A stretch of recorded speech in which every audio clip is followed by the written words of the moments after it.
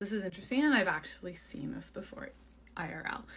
So what will happen when these things are kind of busted up? What happens is you have an executive of a company who is, by all intents and purposes, an executive, right? They're a C-suite person. They're at the office all the time. They are leading the operations of the business. They are making decisions. They are the epitome of an employee, right? A high-level employee.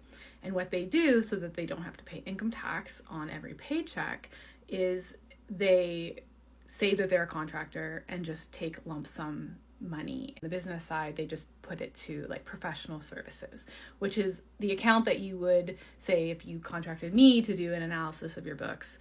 That would be a write-off and it would go to professional services. I'm not an employee, I would be a contractor, but these executives are paying themselves as if they are a contractor.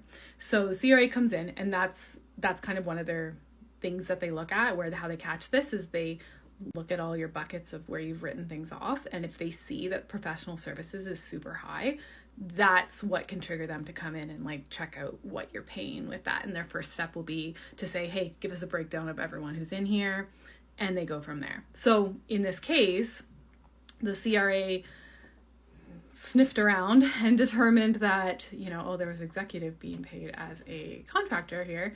And they came in, did the audit, and found out, this is, you're definitely an employee here.